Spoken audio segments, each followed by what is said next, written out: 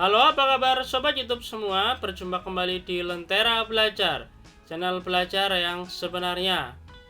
Pada kesempatan kali ini, Lentera Belajar akan membahas soal ujian sekolah mata pelajaran PPKN jenjang SMA yang tentunya kelas 12. Semoga video ini bisa menjadi referensi belajar sobat YouTube semua dalam menghadapi ujian sekolah. Bagi sobat YouTube yang belum subscribe, silahkan bisa subscribe dulu. Ikuti terus channel Lentera Belajar untuk mendapatkan video terbaru dan menarik lainnya. Oke, langsung saja kita membahas ke soal.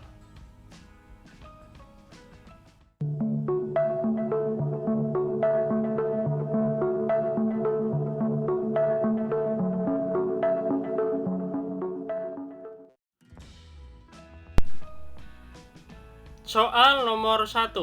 Penyelenggaraan negara akan berjalan dengan baik jika penyelenggara mampu menjalankan fungsinya dengan penuh tanggung jawab, dilaksanakan secara efektif, efisien, serta dilandasi oleh nilai-nilai Pancasila. Hal tersebut menunjukkan pentingnya nilai-nilai Pancasila menjadi landasan dalam praktik penyelenggaraan pemerintahan negara dengan menjadi A. Landasan filosofis dalam menjalankan penyelenggaraan pemerintahan negara. B. Hukum dasar dalam praktik penyelenggaraan kekuasaan pemerintahan. C. Landasan filosofis bagi penguasa dalam mempertahankan kekuasaannya. D. Norma hukum yang mendasar dalam penyelenggaraan pemerintahan negara. E. Landasan filosofis dalam melakukan amandemen terhadap konstitusi negara. Jawaban yang benar adalah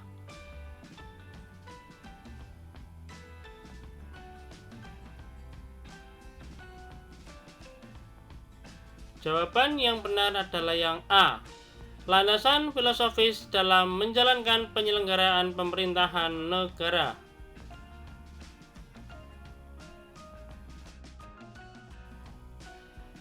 Soal nomor 2. Negara Kesatuan Republik Indonesia adalah sebuah negara kepulauan yang berciri Nusantara dengan wilayah yang batas-batas dan hak-haknya ditetapkan oleh undang-undang.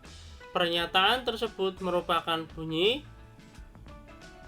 A. Pasal 25A Undang-Undang Dasar 1945.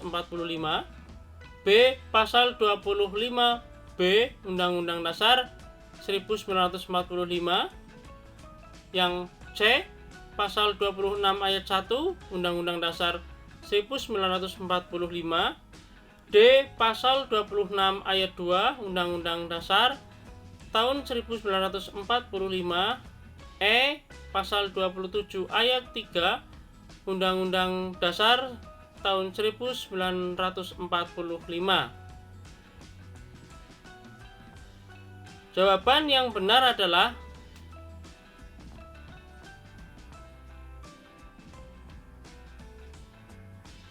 yang A. Pasal 25A Undang-Undang Dasar 1945.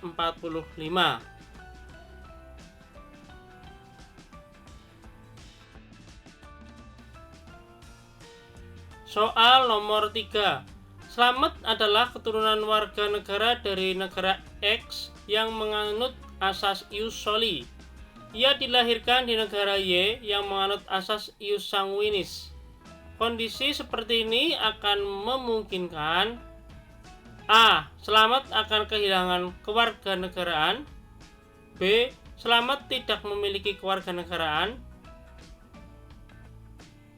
C.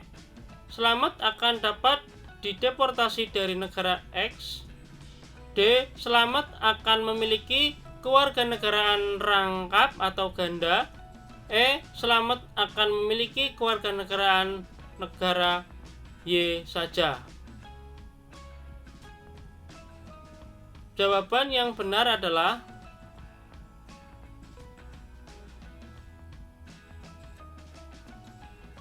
yang D. Slamet akan memiliki kewarganegaraan.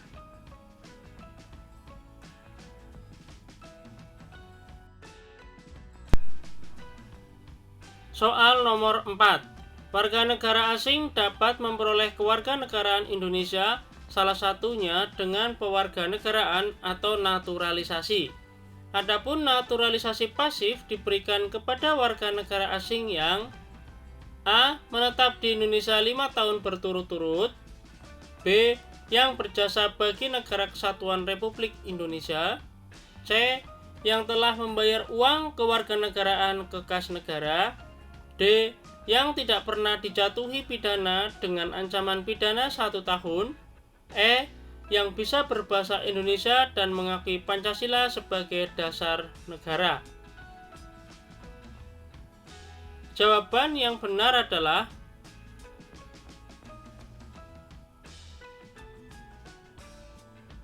yang E. Yang bisa berbahasa Indonesia dan mengakui Pancasila sebagai dasar negara.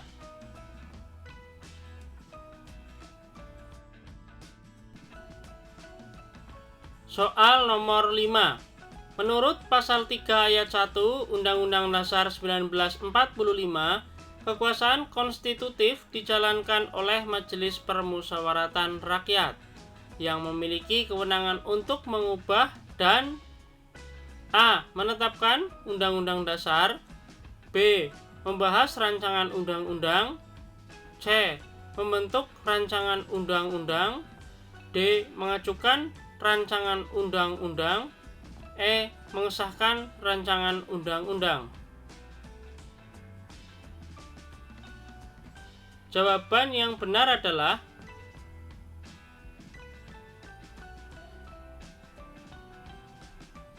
yang A. Menetapkan undang-undang dasar.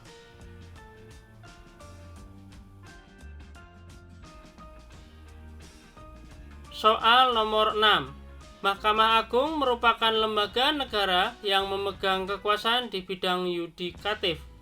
Salah satu contoh pelaksanaan kekuasaan yudikatif yang dilaksanakan oleh Mahkamah Agung adalah A. Memilih anggota komisi yudisial, B. Menyelenggarakan peradilan pidana, C. Memberhentikan presiden dan wakil presiden, D. Menguji peraturan perundang-undang di bawah undang-undang terhadap undang-undang, E. Menguji undang-undang terhadap Undang-Undang Dasar 1945.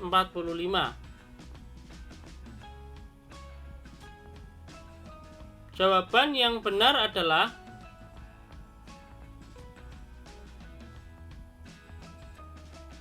yang D. Menguji peraturan perundang-undang di bawah undang-undang terhadap undang-undang.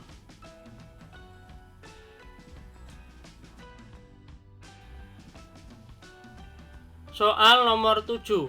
Mahkamah Konstitusi merupakan lembaga negara yang memegang kekuasaan di bidang yudikatif. Salah satu contoh pelaksanaan kekuasaan yudikatif yang dilaksanakan oleh Mahkamah Konstitusi adalah A. Memilih anggota komisi yudisial, B. Menyelenggarakan peradilan pidana, C. Memberhentikan presiden dan wakil presiden, D. Menguji peraturan perundang-undang di bawah undang-undang terhadap undang-undang, E. Menguji undang-undang terhadap Undang-Undang Dasar 1945. Jawaban yang benar adalah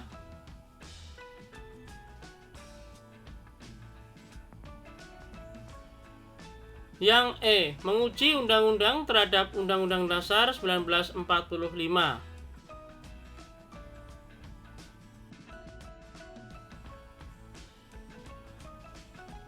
Soal nomor 8.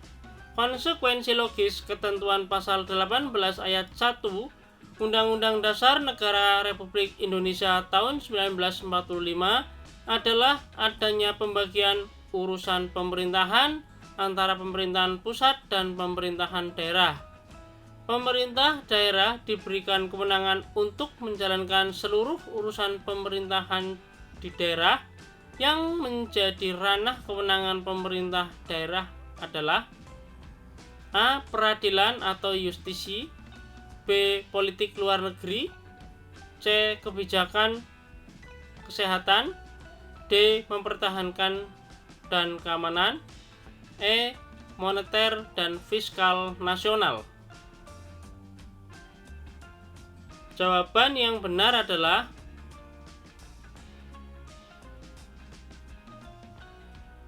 yang C. Kebijakan kesehatan.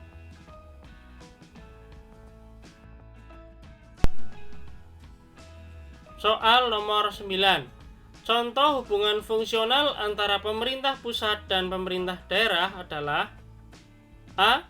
DPRD merupakan lembaga legislatif tingkat daerah. B. Pelaksanaan tugas pembantuan dalam otonomi daerah. C. DPD lembaga negara tingkat pusat tetap mewakili daerah.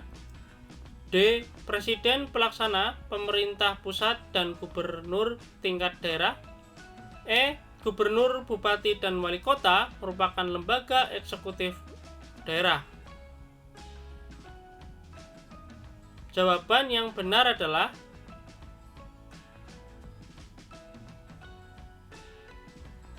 yang D.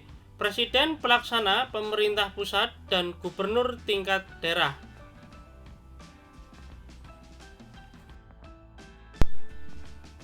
Soal nomor 10. Hak asasi manusia adalah seperangkat hak yang melekat pada manusia sebagai anugerah Tuhan Yang Maha Esa yang wajib dihormati, dijunjung tinggi, dan dilindungi oleh negara, hukum, pemerintah, dan setiap orang demi kehormatan serta perlindungan harkat dan martabat manusia. Pengertian hak asasi manusia tersebut menurut Undang-Undang Hak Asasi Manusia, yaitu Undang-Undang Nomor A 25 Tahun 1999, B 28 Tahun 1999, C 35 Tahun 1999, D 39 Tahun 1999, E 40 Tahun 1999. Jawaban yang benar adalah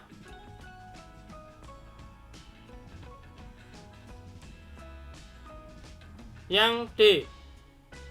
Undang-Undang Nomor 39 Tahun 1999.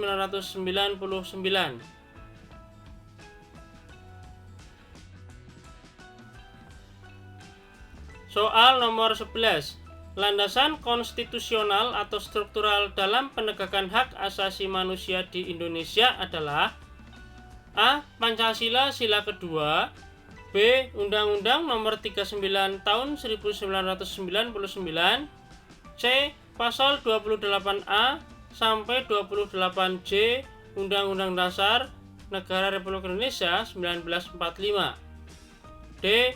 Undang-Undang Nomor 26 Tahun 2000. E. TAP MPR RI Nomor 17 /MPR /1998. Jawaban yang benar adalah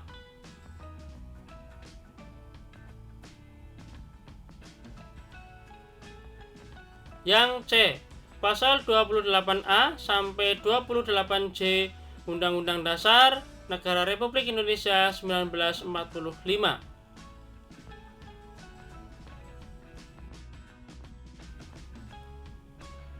Soal nomor 12.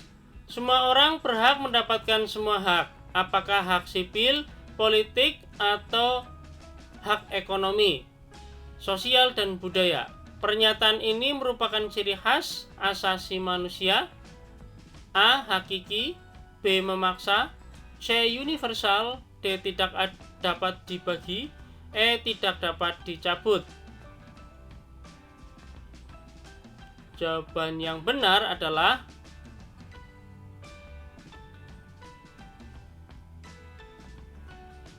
yang D. Tidak dapat dibagi.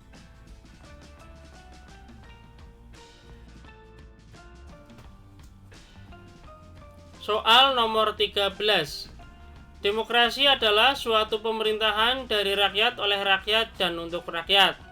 Democracy is governmental from people, by the people, and for the people.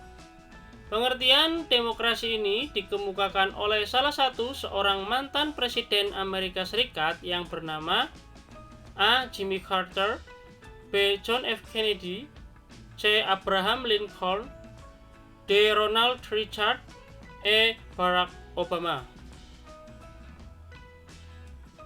Jawaban yang benar adalah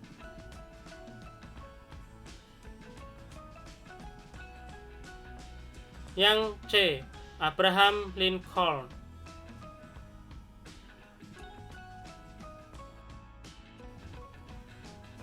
Soal nomor 14. Berdasarkan titik berat yang menjadi perhatian, macam-macam demokrasi dapat dibedakan menjadi 3, yaitu A. Demokrasi formal, liberal, dan terpimpin, B. Demokrasi material, komunis, dan liberal, C. Demokrasi formal, material, dan gabungan, D. Demokrasi formasi, referendum, dan terpimpin, E. Demokrasi material, referendum, dan terpimpin. Jawaban yang benar adalah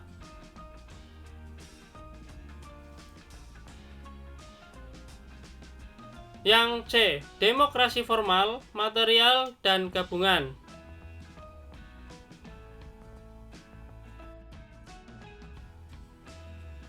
Soal nomor 15.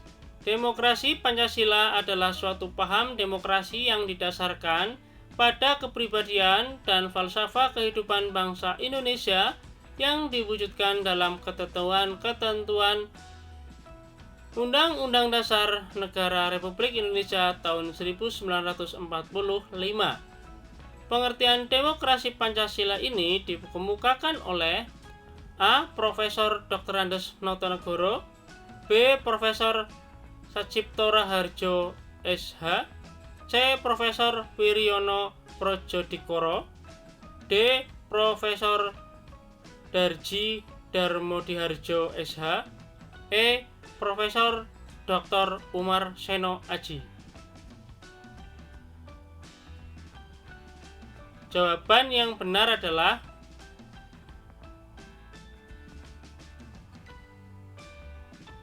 yang D.